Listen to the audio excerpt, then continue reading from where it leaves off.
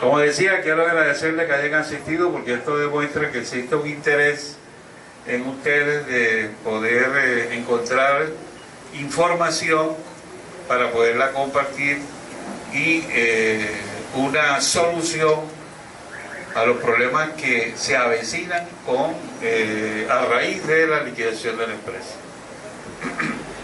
Lo mejor que le ha podido ocurrir a los pensionados y trabajadores de Electricaribe es la intervención con fines de liquidación. Esta es una empresa que hace mucho rato dejó de ser una unidad de explotación económica con rentabilidad y con el cumplimiento de todas sus obligaciones, tanto de tipo administrativo, operativo, como en materia financiera.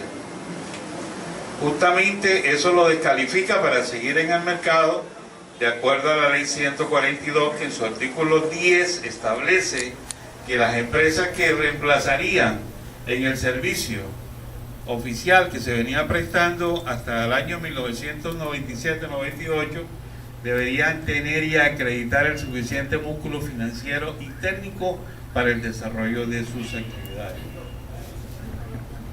A ver, si hay alguien que puede llamar al servicio técnico para que... No hay necesidad, sí. Estoy cansado de manejar micrófono. El micrófono es el que no sirve. Sí. A partir del 14 de noviembre del año pasado se trazó, digamos, una línea imaginaria en el tiempo, y que gracias a esa decisión de la Superintendencia de Servicios Públicos, hoy en día podemos hacer un balance de en qué situación se encuentra el futuro o la consolidación del futuro de los pensionados y de trabajadores de Electricaribe. Naturalmente que para poder hacer un análisis a fondo tenemos que saber quiénes son los actores de este problema. Entonces está el Estado, está la casa matriz en España, están los pensionados, están los trabajadores, están los acreedores financieros y los distintos proveedores y contratistas. Cuando se habla de Electricaribe o de cualquier otro problema, estos problemas no se pueden solucionar si falta lo que se llama el contexto, que con todo respeto, a raíz de lo que estaba hablando Heider Medina, pues yo me leí la demanda del doctor Alemán con su papá, pues ¿quién no le hace la mejor demanda a su papá? Y la verdad que lo que le faltó fue el contexto. El contexto significa que existe un contrato de transferencia de activos y un convenio de sustitución patronal, el cual es un fuero que adquirieron trabajadores y pensionados, en lo que no se le puede a raíz de esa virtud que tienen ustedes en el fuero, no se puede modificar las condiciones en que se encontraban antes y al momento de la sustitución patronal de trabajadores y de pensionados. Lo que quiere decir que los señores PPA nunca han podido suscribir una conciliación que tuviera efectos jurídicos si el convenio de sustitución patronal determinó en su artículo 16 que estaba prohibido cambiar las condiciones de la sustitución. Dice que no se ha pactado la alteración, la disminución ni la extinción de las obligaciones que tienen trabajadores y pensionados sustituidos. El fuero del convenio de sustitución patronal, y además que esos derechos hacen parte del precio de la venta. En los contratos de transferencia de activos,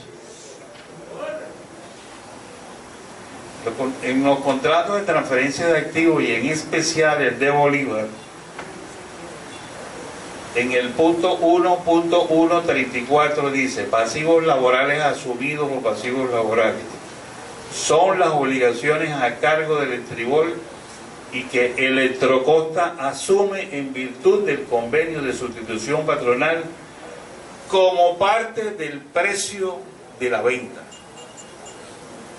Es decir, que esas obligaciones que se transmutaron en una escritura pública, que es el contrato de transferencia, esas obligaciones no se pueden alterar, porque al alterarlas o disminuirlas, se estaría disminuyendo o alterando el precio de la venta de los activos. Y luego en el punto 341 dice: asunción de pasivos laborales. La asunción de los pasivos laborales por parte de Electricaribe se realizará, esto lo dice también en Electrocosta, mediante la suscripción y ejecución del convenio de sustitución patronal que regula integralmente la materia. Entonces, ustedes recuerdan que el sector eléctrico era oficial, y el sistema de distribución y comercialización se hacía a través de las electrificadoras de la costa atlántica, que en su total eran 7, y después del apagón del año 1992 comenzó a revelarse, o sea, a hacerse público, que existía una crisis, que las soluciones que le daba el gobierno eran inútiles, que siempre existía un faltante financiero o económico que aumentaba y que se estaban entrando en una inminente cesación de pagos, y que además, por mucho que el gobierno había apoyado en subsidios, endeudamiento presupuestales, las empresas no mejoraban, es decir, las electrificadoras. Entonces, en el año 1992, ustedes verán que se hizo un diagnóstico idéntico al que hoy en día se hace del sector de distribución y comercialización que asumió la empresa Electrocosta o Electricaribe, hoy fusionada en la última. En el 92, este es un documento del 92, se decía lo siguiente: hay incremento en la morosidad de los usuarios con las empresas y de estas empresas con Corelca. Existen elevados faltantes por incremento de los gastos y menores ingresos por bajos recaudos. Los mercados mayoritariamente compuestos por usuarios de muy baja capacidad de pago. Existe un desequilibrio entre las tarifas y los costos. Existen unos índices exorbitantes de pérdidas. Y además existen unas deudas elevadísimas, insoportables en materia laboral. Eso no es lo mismo que se está diciendo hoy en día. Lo que quiere decir que la privatización del sector eléctrico fracasó. La privatización del sector eléctrico estuvo precedido, este es el contexto, estuvo precedido de unos documentos COMPES que hacen, en el que consta la política pública del Estado, es decir, por qué el Estado tomó esa decisión y para qué la tomó. En esos documentos COMPES aparece que la privatización se hace con el fin de asumir los enormes pasivos laborales que existen a favor de trabajadores y de pensionados, y que por lo tanto la privatización, es decir, traer capital privado, se hacía con el siguiente fin: liberar a estas electrificadoras del cuantioso pasivo pensional existente a favor de trabajadores y pensionados. Segundo, garantizar los derechos de los trabajadores y de los pensionados, cuyos derechos estaban seriamente amenazados por la mala situación financiera de las electrificadoras. Entonces fue así como el negocio se planteó de la siguiente manera. El Estado le dijo al capital privado a nivel mundial, le dijo: tengo unas electrificadoras, las voy a liquidar por las razones que acabamos de decir, pero se crean dos empresas en la cual se segmentan los diferentes mercados que estaban atendiendo esas electrificadoras. La una era Electricaribe y la otra era Electrocosta, con la condición que paguen los pasivos financieros, los pasivos comerciales, proveedores, etcétera, y además atiendan y fondeen los pasivos pensionales de trabajadores y de pensionados. Me refiero a pasivos pensionales de trabajadores y pensionados porque un trabajador, por el solo hecho de tener un mes de trabajo, ya debe tener una reserva en el pasivo pensional al futuro.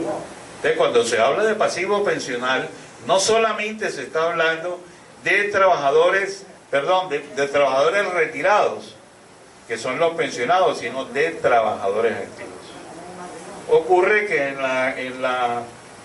en cada una de las escrituras se determinó cuál era el pasivo que asumía laboralmente por cada una de las electrificadoras, la empresa Electrocosta y la empresa Electricaribe. En el caso de Bolívar, de Electribol, quedó constancia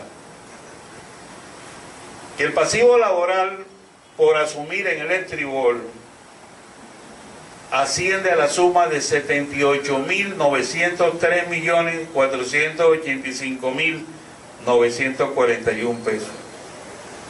Repito, palabras más, palabras menos, eran 79.000 millones, lo que costaban los trabajadores y pensionados de Electribol en ese momento. Naturalmente que eso es un cálculo electoral mal hecho, pésimamente hecho, porque ahí no estaba, por ejemplo, para el caso de Bolívar, la doble pensión, como tampoco está todavía en el cálculo electoral la doble pensión de ustedes. Solo por decir una cosa, por decir una de los elementos estructurales del cálculo electoral al que tienen ustedes derecho. Además de eso, tenía una deuda por asumir de 197.000 millones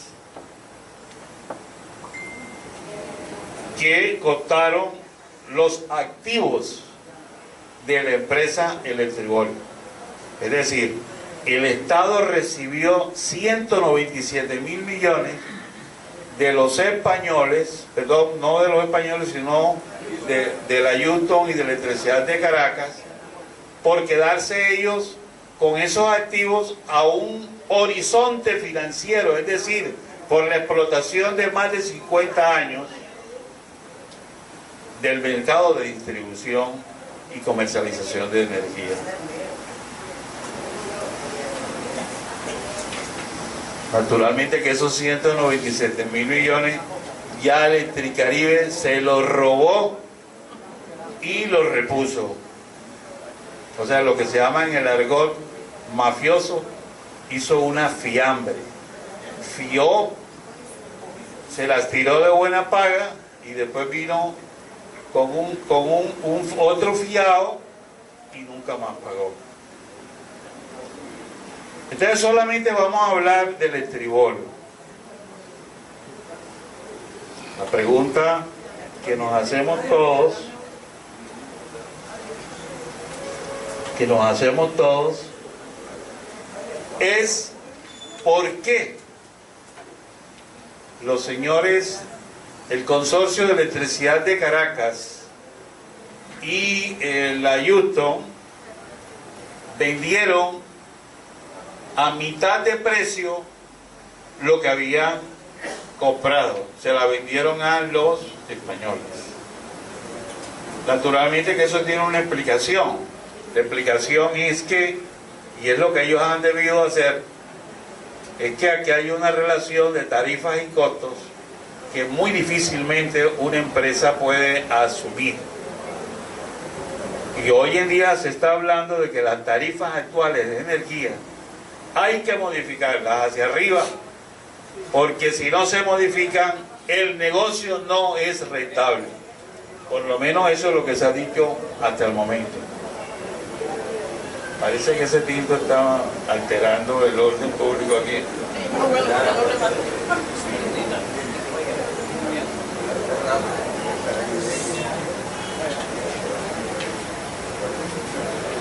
Hoy en día cuando hemos recibido la respuesta de Electricaribe, encontramos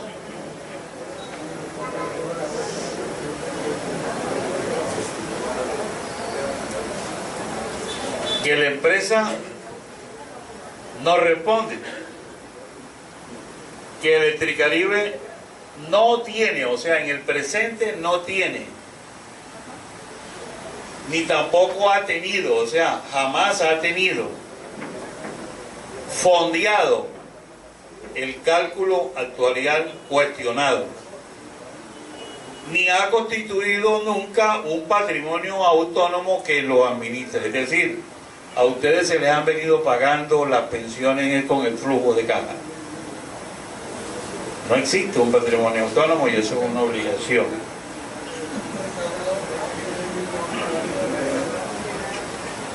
Es muy importante hacerse una pregunta: ¿esa es una obligación o es un capricho de los pensionados? Pero es que ustedes no pueden afirmar eso si no se apoyan en el principio de legalidad, es decir, ¿cuál es la norma que los obliga? Pues la norma, señores, está aquí. La Comisión de Regulación de Energía y Gas, la CREG, estableció lo siguiente en una resolución del año 1998, que dice, comillas, todas las entidades prestadoras de servicios públicos de energía eléctrica y gas que tenían trabajadores vinculados el día 11 de julio de 1994, que son todos ustedes, deberán tener adecuadamente calculadas las provisiones financieras indispensables para atender el pago de las obligaciones pensionales a su cargo y a favor de los trabajadores que estuvieran vinculados en la fecha señalada, a más tardar el 31 de mayo de 1996. Lo que se presume entonces que el Electribol también tiene su culpa aquí, porque el Electribol no entregó un patrimonio autónomo, es decir, una cuenta, independientemente de los dineros de la empresa, donde estuvieran depositados los dineros necesarios para atender adecuadamente las pensiones de sus trabajadores y pensionados y sus sucesores pensionales hasta cuando falleciera el último de ellos. Además de eso, establece la CREG lo siguiente: las provisiones, es decir, el dinero y su forma de amortizarlas serán incorporadas en las proyecciones financieras que hagan parte del estudio de viabilidad ordenado por la Ley 142, encargando de conformidad con su competencia a la Superintendencia de Servicios Públicos Domiciliarios para que verifique el cumplimiento de lo dispuesto en la presente resolución. Entonces la pregunta es si la superintendencia cumplió. Jamás cumplió. La superintendencia era cómplice, fue el cómplice necesario, hoja, porque hay unos cómplices eventuales. Pero es que si la superintendencia vigila, esto no ocurre lo que nos están dando testimonio hoy en día, de que ni tiene ni nunca ha tenido fondos para pagar las pensiones, ni tiene un patrimonio separado de la empresa.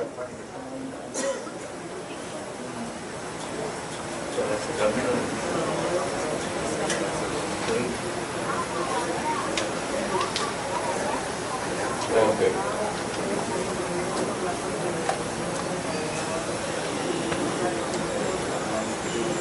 En esta respuesta que se nos da y que fue exigida porque la empresa quería entrar a conversar con los presidentes de los pensionados, de las asociaciones de pensionados, hablar, perdonen la expresión, las damas, maricadas. Y nosotros, la Unión de Asociaciones de Pensionados, hemos creado de facto como una unidad de trabajo, le hemos dicho a la empresa: no queremos reuniones si primero no hablamos lo estructural del problema.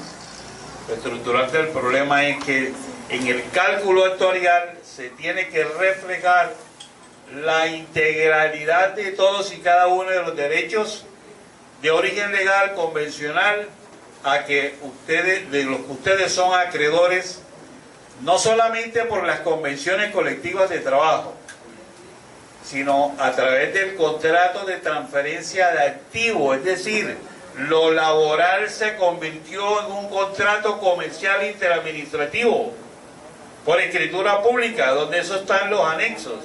Y además que existe un convenio de sustitución patronal que les da a ustedes un fuero de estabilidad, de consolidación de los derechos adquiridos a través de la convención o convenciones colectivas de trabajo, sin lugar, ojo, a que se puedan modificar, disminuir, alterar o extinguir, so pena de que se esté alterando el precio de la venta, porque el precio de la venta es un dinero por los activos más el total de los derechos que tienen los trabajadores y pensionados. Pero señores, eso no lo consiguen ni ustedes ni sus directivos sentados en una mesa de diálogo, por muy simpática que sea. Porque aquí se trata de unas cuentas, que tienen una fórmula, una ecuación, donde hay que calcular las mesadas futuras, no solamente del titular, sino del núcleo familiar que hereda esa pensión por ley en la nómina. Ojo, el que lo hereda por nómina, que en este caso son las esposas, o las compañeras o compañeros permanentes y los hijos menores o inválidos. En el caso, por ejemplo, de el presidente de los pensionados, de la Asociación de Pensionados de La Guajira, él tiene 73 años y la esposa tiene 50. Lo que quiere decir que a él no se le puede calcular su expectativa de vida a 10.9 años, sino a 30 años, que es el que tiene la esposa. Y cuando le hacemos una proyección ordinaria, ojo, una proyección ordinaria donde multiplicamos el número de mesadas, por la última mesada que él tiene, eso le da a él 300 y pico de millones. Pero cuando lo hacemos, y eso que le falta el interés y la indexación y todo lo habido por haber, que dispara a valor real la sumatoria de todas las mesadas futuras que se pueden percibir en el periodo que hace falta, o un pago único, de acuerdo como lo ha venido diciendo la Corte Suprema de Justicia y la Corte Constitucional. Cuando se hace ese mismo cálculo con el señor Echeverría de La Guajira, con la edad de la esposa de 50 años, su cálculo ordinario hecho con una calculadora, todavía le faltan los otros elementos, da 1.200 millones de pesos. Entonces, señores, si ese señor se va a hablar con la empresa, no solamente lo tumban a él, sino que él transmite esa misma información a los demás y la empresa hace una fiesta. Por ejemplo, es como el caso de los negocios que se han celebrado aquí en Bolívar, el caso del doctor Ramiro Mejía.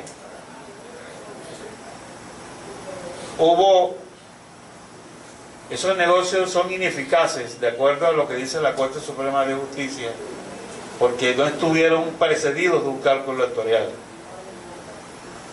Es decir, al que mejor le fue, le dieron 900 millones. Pero ese tenía derecho a 2.000 y pico de millones. Si va a esa persona, con esa plata que le dieron, debieran invertir con un actuario y decir realmente cuál era su derecho. Entonces, fumaron y le dijeron, esta es la cifra, y la persona cayó rendido ante esa cifra cuando le tocaba, como dijo Keidel Medina, 2 y 3 veces más. Entonces, amigos, en la unidad que se ha creado de pensionados con la asesoría de mi oficina, se ha llegado a una primera conclusión: que todo lo que ha ocurrido en contra de trabajadores y pensionados, como fue aquí en Bolívar, la desastrosa rebaja al 75% del salario promedio como pensión y el aumento de la edad, es por la creencia errada de que por el solo hecho de ser líder, de tener un carisma o manejar determinados temas básicos, se puede asesorar integralmente cuando está de por medio los valores de esos derechos. Así también ocurrió no solamente con Ramiro Mejía, que entre otras cosas lo estimo mucho y pienso que es un gran jurista, pero en la parte económica le faltó carácter, le faltó disposición de asesorarse de un verdadero experto en cálculos actuariales que determinara el verdadero valor de esos derechos. Y yo tengo la absoluta seguridad de que esos compañeros elevan y escalan su problemática al sistema interamericano de derechos humanos, y de manera contundente el sistema interamericano de derechos humanos les da la razón y les restablece los derechos que quedaron conculcados o disminuidos, no solamente en ese negocio, sino en todos los demás, como es el caso del acuerdo del año 2003 que modificó las convenciones colectivas.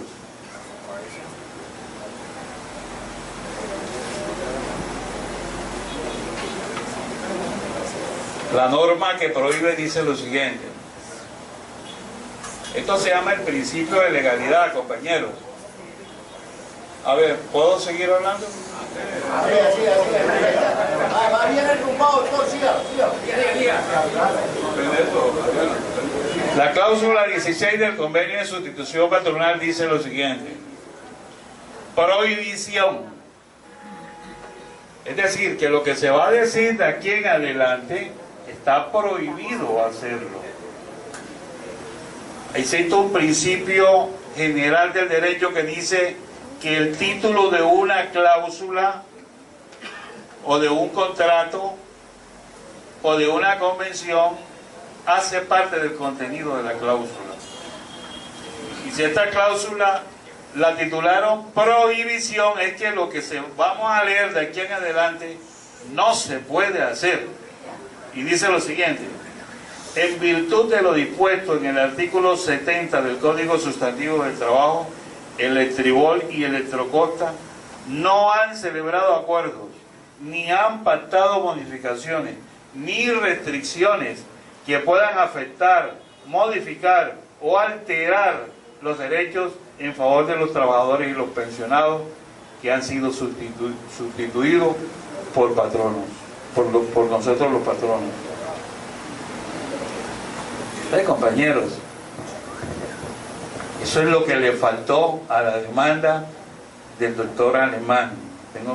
Quisiera conocerlo para felicitarlo por lo que hizo, pero al mismo tiempo decirle, no contextualizó, y nosotros también perderíamos todo lo que estamos hablando si no contextualizamos, si no ponemos de por medio que somos beneficiarios de un convenio de sustitución patronal que prohíbe alterar las condiciones que están establecidas en las convenciones colectivas que hacen parte de los anexos, y que esas convenciones colectivas no se pueden modificar jamás. Quedaron estacionadas en el tiempo, produciendo como unos árboles en pie la generación de esos derechos en el espacio y en el tiempo a favor de ustedes y de los sucesores procesales pensionales. Si eso es así, compañeros, y si también es cierto, como lo hemos leído, que el mismo contrato de transferencia de activos dice que esos pasivos laborales hacen parte del precio de la venta, entonces preguntémonos lo siguiente: si estos señores nos acaban de contestar, suscrita esta carta en el día de ayer por la señora Vivian Barbo Bisbal, directora de Recursos Humanos de Electricaribe, si ellos nunca han tenido el pasivo pensional fondeado, entonces jamás han comprado los activos de distribución y comercialización. O sea, incumplieron el pago del precio.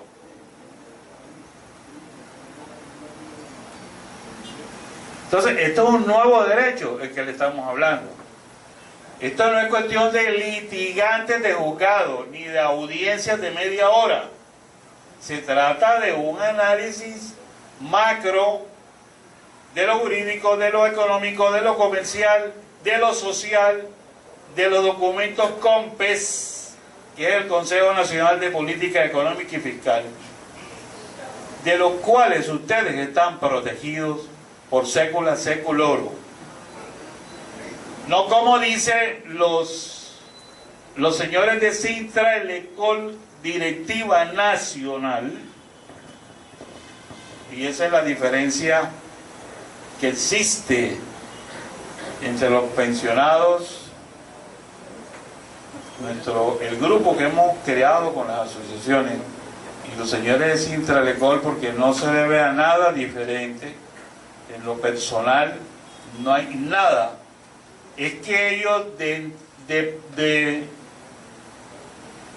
entrada se le arrodillaron a la empresa y han manifestado públicamente, y en la prensa así aparece, de que ellos están dispuestos a disminuir la carga de las convenciones colectivas de trabajo de los diferentes distritos y a unificarlas en una sola.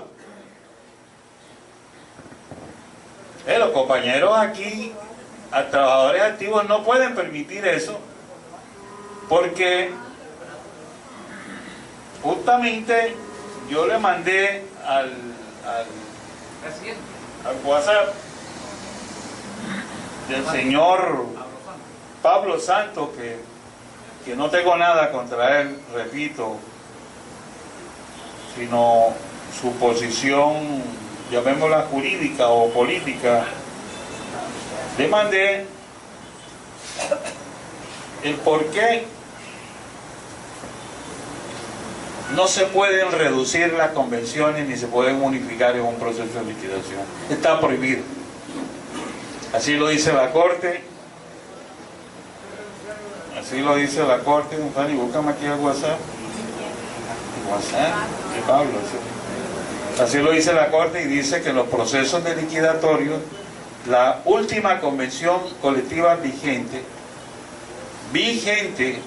no solamente la última convención colectiva vigente, rige hasta el final de la liquidación. O sea, la liquidación se tiene que efectuar con el convenio de sustitución patronal, porque en el caso de la convención suscrita aquí en Bolívar, que disminuyó los derechos de los trabajadores, es ineficaz en todo aquello que contradiga los derechos que se encuentran inmersos y que hacen parte del convenio de sustitución patronal, es decir, de la última convención. La Corte dice lo siguiente: los beneficiarios de la convención colectiva no pueden renunciar a los derechos adquiridos por la liquidación de una entidad pública o privada. El proceso de liquidación deberá sujetarse al orden de prelación de crédito que establezca la ley, y toda incompatibilidad que se presente en el cumplimiento de la última convención con acuerdos será totalmente ineficaz. Su aplicación será hasta la terminación de la liquidación de la entidad. Entonces, ¿de dónde saca Sintralecol? Y justamente lo que yo le critico a Sintralecol personalmente es que quieren tomar una posición dominante frente a unos derechos adquiridos y consolidados en el tiempo y en el espacio, y que son sujetos de un contrato de transferencia de activos, de un convenio de sustitución patronal que los beneficia a ustedes, pretendiendo que pueden estar del lado de la empresa para hacerlas atractivas y mantener ellos sus cargos. Porque aquí no hay nada diferente a que ellos quieren mantener sus cargos, lo que llaman la estabilidad laboral, pero es que la estabilidad laboral la tienen asegurada, sin necesidad de entrar a criticar. Mire, en el caso de Córdoba nos pasó lo siguiente. Sucede que los señores de Córdoba tienen derecho a la doble pensión también. Ellos se dirigieron a Sintralecol Córdoba y les pidieron unos certificados que eran afiliados a Sintralecol y que eran beneficiarios de las convenciones, y se negaron. Y cuando fueron amenazados con que le iban a hacer una tutela, dijeron que si le hacían tutela, ellos respondían de que eso se había extraviado. Entonces, señores, ojalá pudiéramos hacer un foro con los señores de Sintralecol, un foro jurídico, nada de opinión, porque aquí lo que se va a discutir en el proceso liquidatorio es cuánto valen los derechos de los trabajadores y de los pensionados. Aquí no hay nada político, aquí todo es jurídico, aritmético, financiero. Billones. Son billones. Entonces aquí no hay que, porque yo soy el líder, que tengo un carisma, que yo me levanto y reúno gente, que yo tengo la voz altísima, que es que yo tengo muchos amigos, que por donde yo diga que se metan, se meten. No, señores. ¿Sí? Aquí lo que vale es la verificación de los derechos, uno, y dos, el quantum, el valor que tiene cada uno de esos derechos proyectados en el tiempo a favor de esa cadena de sucesores del núcleo familiar que establece la ley.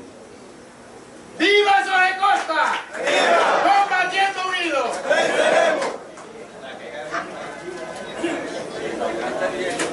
Mire, amigos, Jairo, no tienes necesidad de grabar eso porque yo te voy a regalar una copia. ¿Ok? Ya te ves más clara. No, lo que yo quiero es que cuando esto llegue a Sintra Elecol, porque yo se lo voy a mandar, ellos vean el contexto en el que yo estoy hablando. Porque mandarle un pedazo donde Rovisurrada está haciendo una crítica, naturalmente que eso no tiene valor, porque está fuera del contexto. Y es lo que estamos criticando, que las cosas hay que decirlas, que aquí no hay nada personal, no tenemos nada contra ningún miembro de Sinterlecol, sino con la posición que tiene su Junta Directiva Nacional y algunos dirigentes de la seccional. Entonces, a pesar de lo que estamos diciendo, amigos, el proceso liquidatorio todavía no ha comenzado. ¿Por qué? Porque primero se produjo una resolución en fecha 14 de noviembre del año pasado. Esa resolución fue recurrida, se presentaron una oposición, un recurso, y fue decidido en contra de la empresa meses después. Después, como la empresa tenía hasta 4 meses para definir si la toma de posesión y de intervención era con fines de recuperación o con fines de liquidación, entonces vino la segunda resolución, que fue el 14 de marzo de este año. Pero ocurre que esa resolución también recibió un recurso de reposición de la empresa, que no se conoce, pero que Superservicio en su página web está dando aviso de que no ha quedado en firme la orden de liquidar la empresa, porque todavía hay un recurso que es lo que se llama que no tiene firmeza, no tiene ejecutoria. Cuando resuelvan ese recurso y queden firmes, allí comienza el proceso de liquidación. El proceso de liquidación tiene una cantidad de pasos que cualquiera que lo necesite yo se lo puedo suministrar. Aquí el que no tenga un correo electrónico está muerto, porque aquí no hay tiempo de hablar tanto personalmente, sino por correo electrónico. Así que todos los presentes desde ahora les solicito encarecidamente, para tener una comunicación fluida y que puedan tomar decisiones oportunas, las que mejor les convengan, tener un correo electrónico y registrarlo ante la asociación o ante la empresa de justicia del consorcio jurídico especializado que yo dirijo.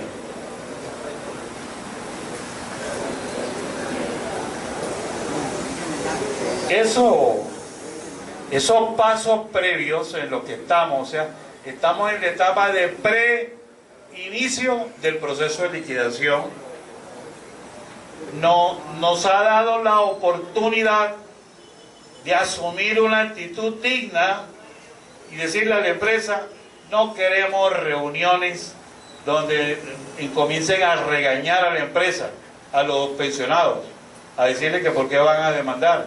Por ejemplo, en el caso de Bolívar, había que quedarse quieto con la infamia que han cometido con las viudas de nuestros amigos fallecidos. Habría que quedarse quieto con los PPA. Habría que quedarse quieto con la compatibilidad pensional.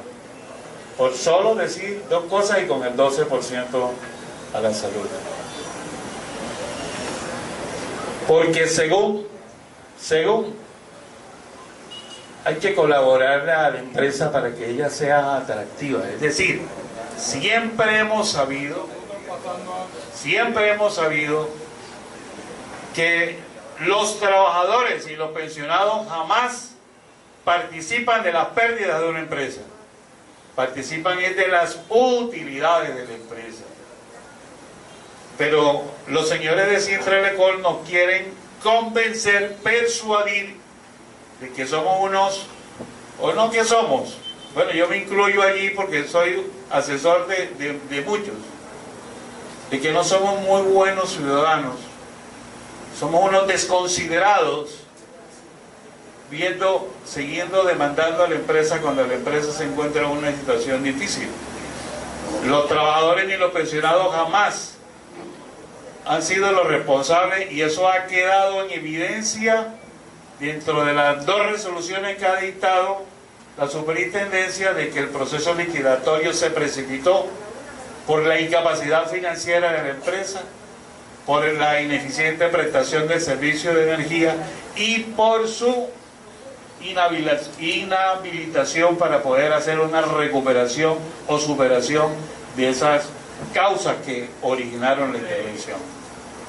Y además, que ahora ha quedado en evidencia, porque está confesado por escrito por la misma empresa, que tampoco hay cálculo actuarial y que tampoco ha habido fondeo de ese cálculo actuarial y que jamás lo hubo.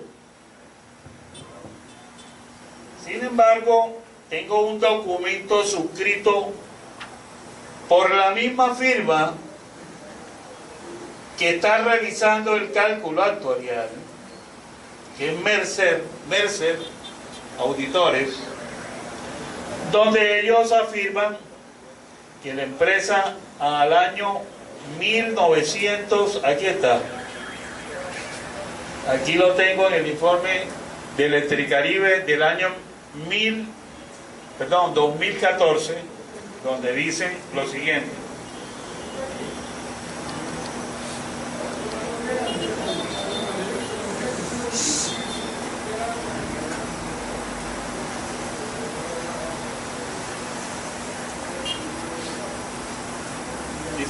después de hacer una cuenta y establecer que el cálculo actuarial del año 2014 asciende o ascendía en esa época a 461.992 millones, iba llegando a medio billón. Después de eso habla de las pensiones de jubilación y finalmente dice: el porcentaje amortizado al cálculo actuarial presente es del 87,47%, año 2013 84,66%. Semejante mentira. Tenían comprado al auditor, al revisor fiscal. Esto tiene que coger fiscalía. O sea, estaban engañando a todo mundo, los españoles. Ellos tenían todo comprado. Entonces, yo quisiera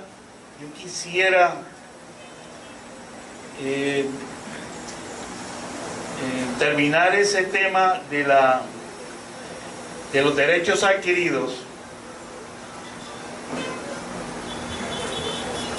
con la sentencia que dictó la Corte a favor de los pensionados de La Guajira, en el que estableció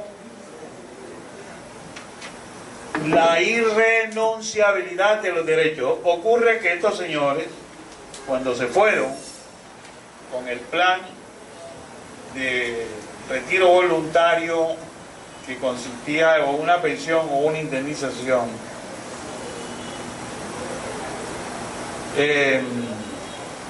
dejaron constancia en una de las cláusulas de la conciliación que su reajuste anual de la pensión que recibían, así como la recibieron los PPA aquí, era de acuerdo a la ley, es decir, por el IPC anual.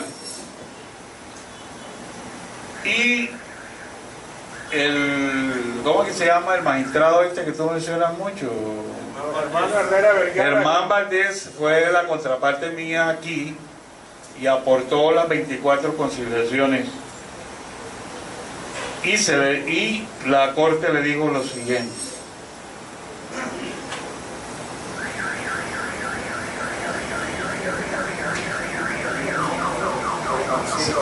aunque pudiera decirse que dicha regla general está referida a la irrenunciabilidad de los derechos cuya fuente es la ley, abriendo la muy discutible posibilidad de la renuncia a los derechos laborales originados en otra fuente, o sea, los convencionales, una tal apreciación pierde firmeza ante el artículo 15 del Código Sustantivo del Trabajo, porque un derecho causado, uno que está ya en el patrimonio del trabajador, no admite negociación alguna, y porque dicha norma no le permite la renuncia a través de la transacción cuando los derechos ciertos se tratan.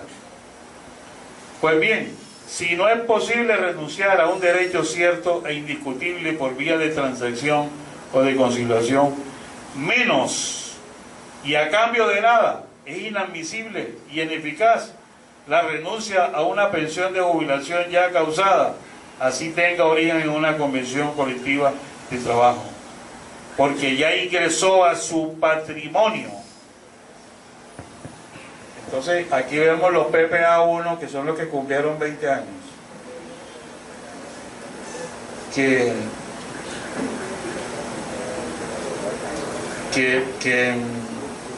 perdieron, entre comillas, la doble pensión, habiendo cumplido 20 años, y la Corte lo tiene establecido de antiguo, que las pensiones se ganan es por acumulación de tiempo. Acumulación de tiempo. Y que la edad no es un requisito para que se cause la pensión, sino que es un requisito para solicitar el pago de la pensión, porque ya está causada con los 20 años. Pero ocurre que los señores PPA2, que son los que tenían la edad, mas no tenían el tiempo, y los PPA3, que son los que no tenían ni la edad ni el tiempo, y los PPA0, que eran los que tenían tiempo y edad y también los desguayaron, a ellos no les permitieron que siguieran en las mismas condiciones de la sustitución patronal. Estaba prohibida los planes de retiro voluntario, al menos que mediara un cálculo actuarial y le diera todas las mesadas futuras debidamente calculadas, sin perder el estatus de pensionado, o sea, los derechos a la salud, los derechos al subsidio de energía, en fin, los otros elementos que hacen parte de ese estatus de pensionado. ¿Y qué decir de las viudas? En el cálculo actuarial, tú tienes el cálculo actuarial del año 1997 que hemos rescatado. Todos ustedes, los que sobreviven a esta infamia, tienen una cuantía para atender las pensiones, en el papel naturalmente, pero está calculado, y está calculada también la reserva de la empresa para la pensión de sobrevivientes. Es decir, que el Estribol, por muchos defectos o muchos errores en que hubiera incurrido durante y hasta o después de la sustitución patronal, sí honró la sustitución de las viudas. Y esto hace parte del convenio de sustitución patronal. Luego, las viudas tienen que restablecerle integralmente sus derechos desde la fecha en que falleció el titular, en las mismas condiciones económicas en que él estaba en la nómina y con los mismos servicios de salud y su pensión de energía. no con el valor al cual llegaron transadas y rendidas por la necesidad. Lo que quiere decir que esas viudas, al incluirse en nómina, tienen que recibir un retroactivo, que ese retroactivo debe estar en el cálculo actuarial y debe entregársela a ella durante el tiempo que ella ha sobrevivido. Y esa viuda también tiene derecho a que le entreguen las mesadas futuras debidamente calculadas. Lo mismo que ustedes, señores. Pero aquí hay un problema, aquí estamos hablando de plata, ¿y quién pone la plata? Si es que los señores acaban de certificar que no tienen un peso. Y la presunción es, bueno, ¿y entonces cómo nos están pagando las pensiones? Con la caja, con el recaudo de caja.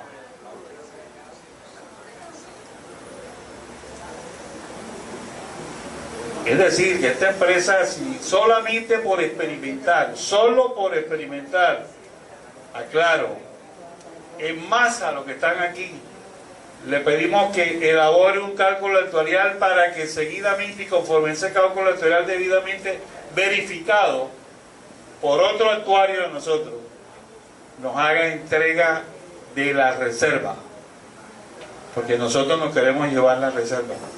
Esa empresa le da un ataque porque no tiene cómo darle la reserva a ninguno de los que están aquí.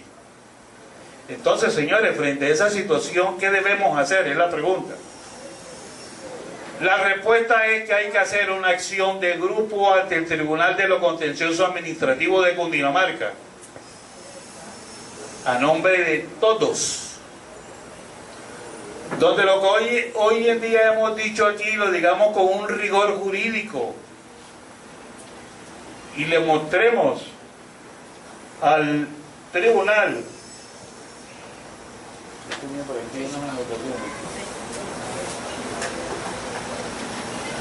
aquí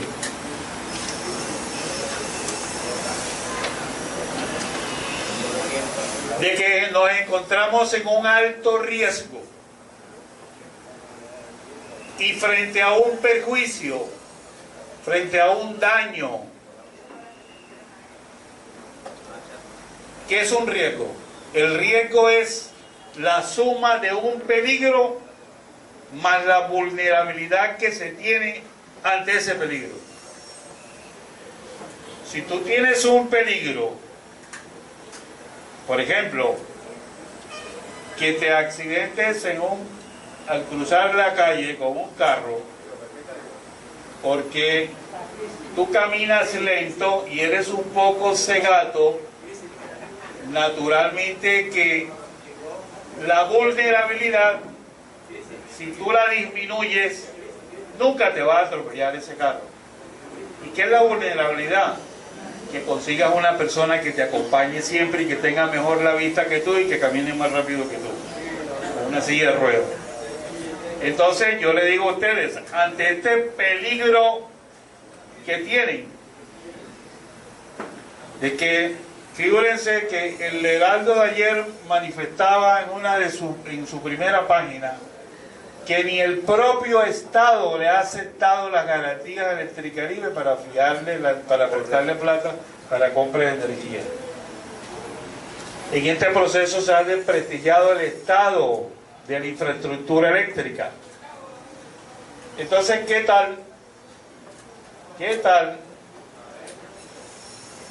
si el señor liquidador y el señor Chapman, que son expertos en amputar derechos, en reducir derechos, en eliminar derechos,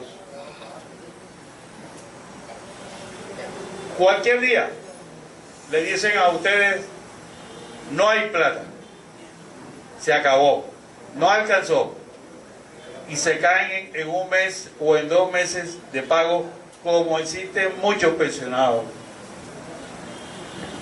Ustedes van a quedar en unas situaciones de vulnerabilidad extrema, porque no tienen una acción de grupo donde un tribunal,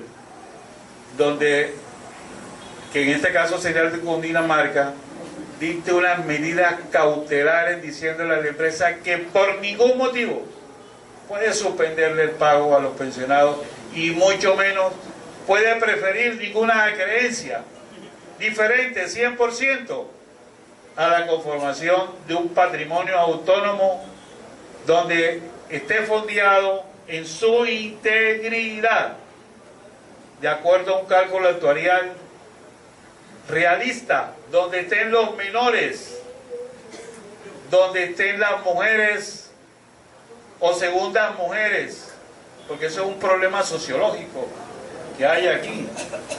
Si el pensionado tiene dos mujeres, digamos dos nada más por cariño,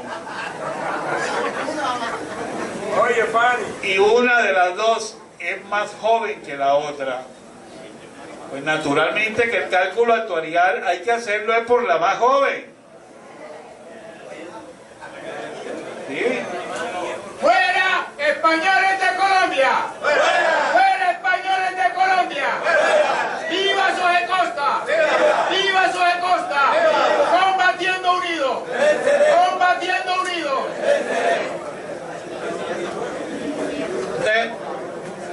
Esta no es una reunión como todas las que han hecho durante años.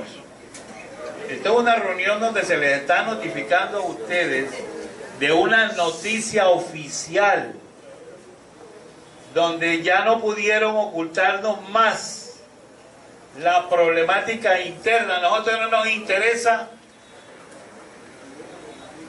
nada diferente a que aparezca el dinero del cálculo actuarial, que se haga un cálculo actuarial incluyendo todos los elementos estructurantes, donde se calcule la energía, el servicio médico, las mesadas futuras debidamente escaladas, son obligaciones periódicas ascendentes, todo, la beca, todo el arbolito de Navidad que tienen ustedes. Y ese cálculo actuarial se fondee, porque en los procesos de liquidación todas las obligaciones se hacen exigibles. Es decir, en un proceso de liquidación ya no se le puede fiar nada a la empresa en quiebra. O sea, esto es lo que se llama la ley de quiebras en Europa y en los Estados Unidos. Entonces, señores, ¿somos vulnerables o no somos vulnerables? ¿Quién tiene ahorro suficiente para aguantar 4 o 5 meses de suspensión de mesada?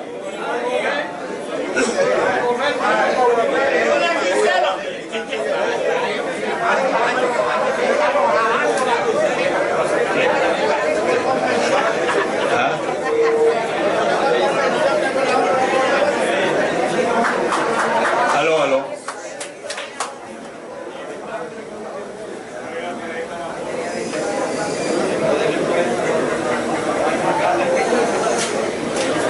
Bueno,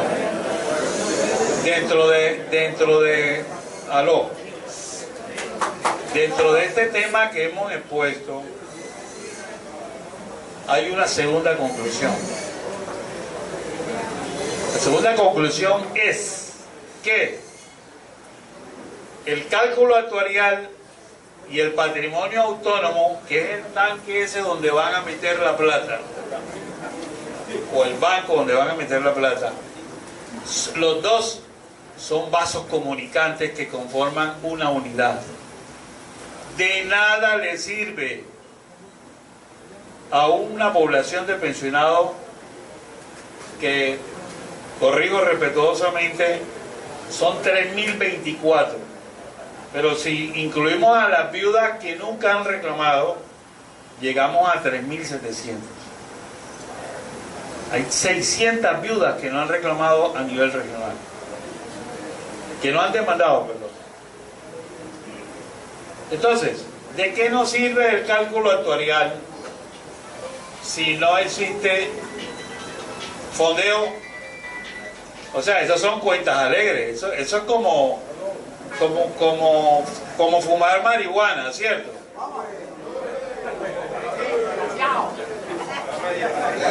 Entonces vamos a decirlo al revés. El patrimonio autónomo es aquella institución financiera donde se depositan los dineros para hacerlos producir y rentabilizar todo aquello que requiere el grupo de pensionados o de trabajadores para poder atender las necesidades futuras. Entonces ahí está prevista la inflación, están previstos los intereses, todo eso está regulado por una serie de decretos y de medidas que tienen que cumplir las empresas. Ahora bien, si nosotros tenemos una asesoría jurídica y financiera estratégica, novedosa, entonces le podemos decir a la empresa: señores, ustedes nos están debiendo a nosotros 1.500.000.000.000. Lo que quiere decir que ustedes nos tienen que ceder a nosotros la mitad de esa empresa. Y nosotros con el gobierno vamos a vender la empresa en 6 billones de pesos. Y entonces ya no nos vamos a ganar 1.5 sino 3 billones de pesos. Es un ejemplo. Simplemente es un ejemplo. Con esto les quiero decir que si la empresa hasta ahora no ha fondeado el cálculo actuarial, los pensionados y trabajadores son dueños de una gran parte de esta empresa que se aspira a vender por un precio muy atractivo. Porque es que aquí no vale la infraestructura de la empresa, sino el mercado. Un mercado de 50 años, cuando aquí está previsto que entre Barranquilla y Cartagena, de aquí al 2030, van a ser una ciudad de 8 millones de personas. Así está previsto por Planeación Nacional. Es que esa carretera que hoy en día nosotros tomamos de aquí para allá o de allá para acá, de aquí a 15, 20 años, va a haber una población, toda una ciudad de 8 millones de habitantes. Entonces ahí se da gusto cualquier empresa, porque hay un mercado.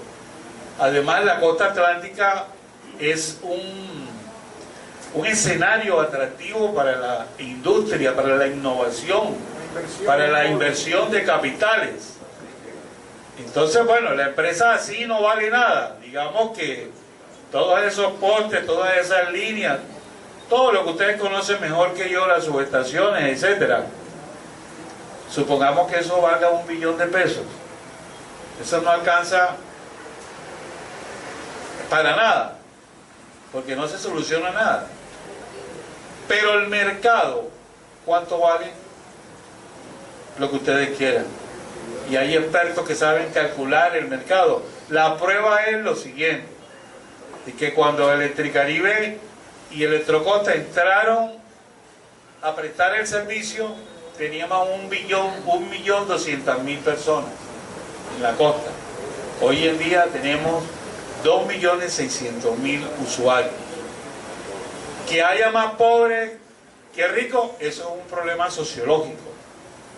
Pero para eso están constituidos los subsidios y una serie de elementos que vienen a compensar las tarifas o las pérdidas, etcétera, etcétera, etcétera. Entonces, mire, compañeros, no es como dijo un dirigente de Sintralecol, de que el doctor Rada lo que estaba montando era un negocio. No, lo que pasa es que el doctor Rada estudió en colegio privado, siendo mi madre una maestra, me financió un colegio privado, y el doctor Rada tiene derecho a ganar toda la plata del mundo cuando hace las cosas bien. Entonces, si yo le gano el proceso a los PPA, o si yo le gano el proceso a las viudas y que le paguen hasta el último centavo desde el día que las esquilmaron, que no solamente su marido se fue a la fosa, sino que también se fue la pensión de él. ¿por qué no me voy a ganar un dinero? Si yo logro que en el cálculo actuarial introduzcan la doble pensión sin necesidad de volverla a demandar a los que les toca, ¿por qué no me voy a ganar un dinero? Entonces, compañeros, ustedes, en caso de las transacciones de Ramiro, si yo reivindico los derechos que quedaron enredados y disminuidos, ¿por qué no se puede hacer? Entonces, por otra parte, se ha dicho, y ustedes han observado que eso no lo he dicho yo,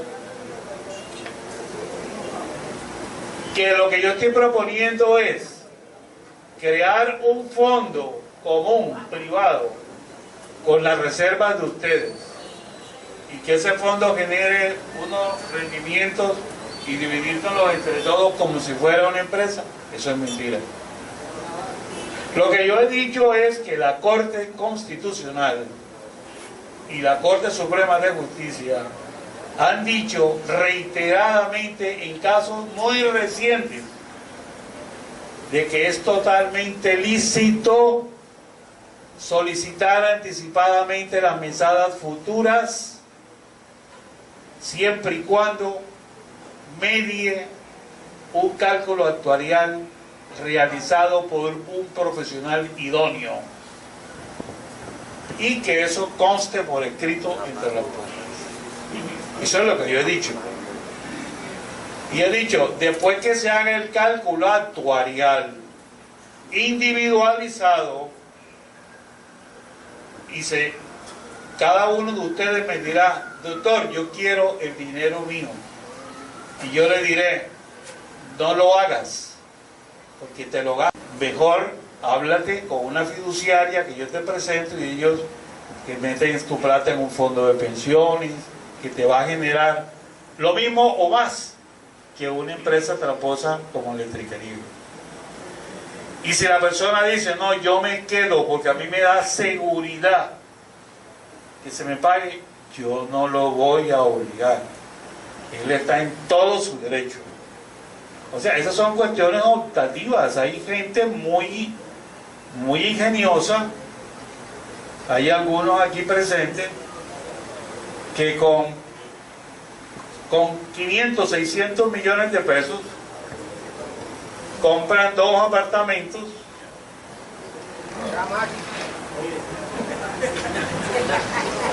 compran 3 apartamentos y esos apartamentos le producen una renta superior a la pensión que él se venía ganando. Naturalmente que la persona que coja ese dinero le pasa como el caso que tenemos aquí, es la Chevron de una señora que recibió 1.000 millones y a raíz de eso fue que la Corte se pronunció, recibió 1.000 millones como sustituta de su marido, una viuda. Y la señora hizo el negocio en el 2001 y en el 2014 resolvió con un abogado pidiendo la nulidad de esa conciliación porque a ella se le había acabado el dinero. Y la señora tenía chofer, enfermera 24 horas, había viajado, tenía unos tratamientos privados porque tenía algunas dolencias y la Corte le dijo que ella había asumido la responsabilidad del manejo. Hay una transferencia de la responsabilidad cuando una persona pide la mesada futura. Luego, si esa persona es vulnerable porque tiene al hijo que quiere montar un negocio, porque tiene al nieto que quiere comprar una moto, o porque tiene muchos familiares que están en muy mala situación y ella es de muy buen corazón y tiene que ayudarlos, esa persona no puede recibir ese dinero. Esa persona hay que obligarla, entre comillas, la asociación, el abogado, a que ella invierta ese dinero en un producto, en un fondo de pensiones, para que cuando muera, que esa es la utilidad, esa plata restante no se quede en Electricaribe o en la nueva empresa, sino que la pueda heredar sus hijos. Por ejemplo,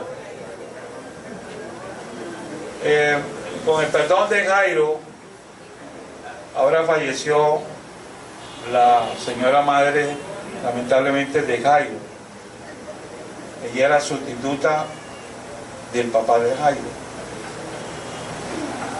Y esa señora, si se le hubiera hecho un cálculo actuarial, oportunamente, ella fallece y naturalmente que queda un dinero, 30 millones, 40, 50, lo que sea. ¿Sí? Entonces ahora sus hijos, que son los herederos, tuvieran acceso a esos 30, a esos 40, a esos 50 millones de pesos. Esa es la ventaja de tener el cálculo actuarial monetizado a nombre de esa persona en un fondo de pensiones o en una administración fiduciaria con cualquier otro producto que le rente lo mismo o más que lo que tenía. Eso es lo que yo he propuesto. Pero eso no viene ahora. Ahora lo primero que tenemos que lograr es el cálculo actuarial y su fondeo. Y que haya una declaratoria también dentro de ese mismo proceso de que cada uno de los demandantes en la acción de grupo tiene derecho en el momento que él lo determine de poder recibir anticipadamente ese cálculo actuarial. Y eso queda a favor de él para su libre disposición. ¿Okay? Entonces fíjense cómo se descontextualizan las cosas. Y que lo que estamos diciendo es, mira, hay estas alternativas frente a una empresa deshonesta, incumplida y que no honra ni siquiera en la compra de los activos ni el convenio de sustitución patronal. El problema de los activos, cuando está ligado por el mismo ombligo, que es la transferencia de activos y que sus derechos hacen parte del precio de la venta, no tenemos nada que ver con ellos frente al proceso ese que llaman político los ciertos dirigentes de pensionados. Es decir, ellos tienen que hacer sus mesas y nosotros nuestras mesas. Cosa diferente es que se comparta información. Pero no tienen nada que ver los señores de Intralecol con los señores de Asogecoto. De manera de que uno de los factores perturbadores que existen a nivel de los pensionados es estar pendiente de lo que dice Sintralecol o de lo que ellos publican en la prensa, que se reunieron con la ministra. Ya ustedes vieron que la ministra Cecilia López lo que estaba haciendo era política de utilizarlos, porque ya renunció y dice que se lanza a la presidencia. ¡Fuera Pablo Santos de Sintralecol Nacional! ¡Fuera! ¡Fuera Pablo Santos de Sintralecol Nacional! ¡Fuera!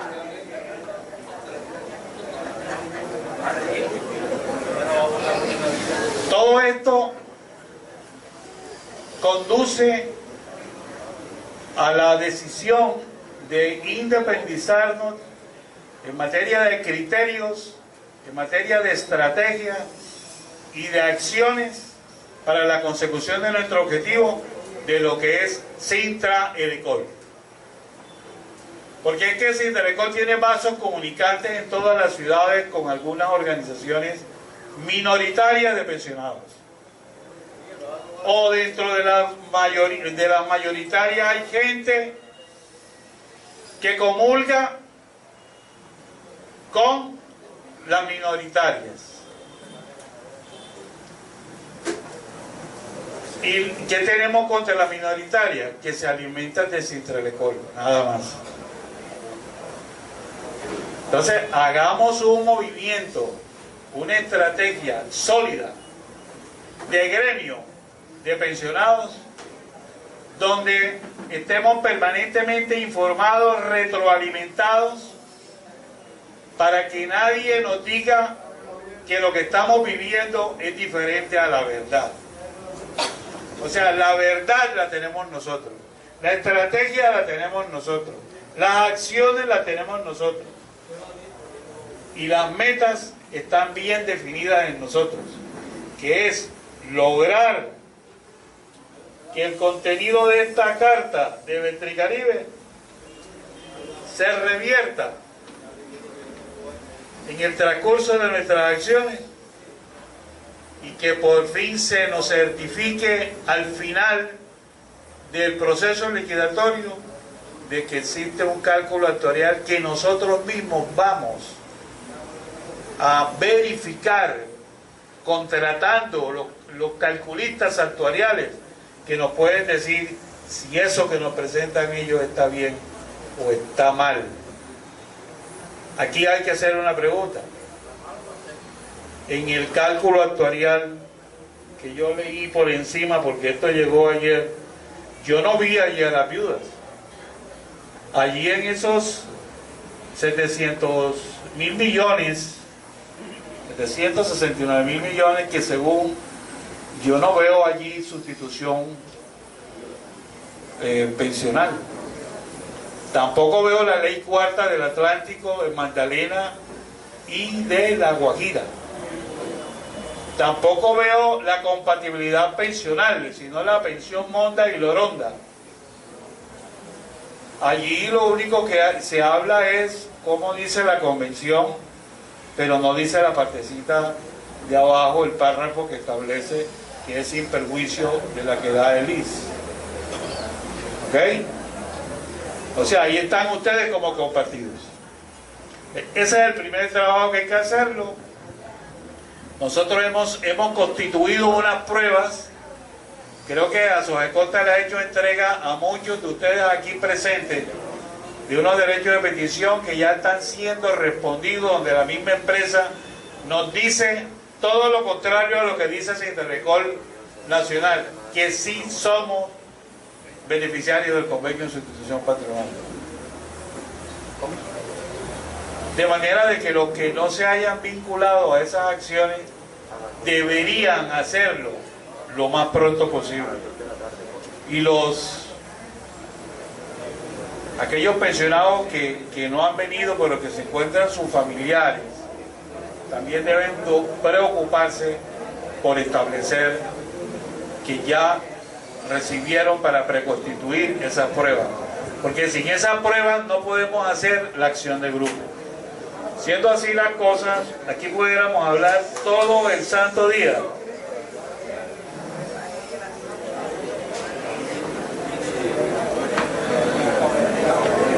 Siendo así las cosas, aquí podemos hablar todo el santo día, pero por cuestiones obvias, ya es hora de que se cierre la exposición mía y de una manera ordenada vamos a resolver las inquietudes que se hayan presentado en esta audiencia. Muchas gracias.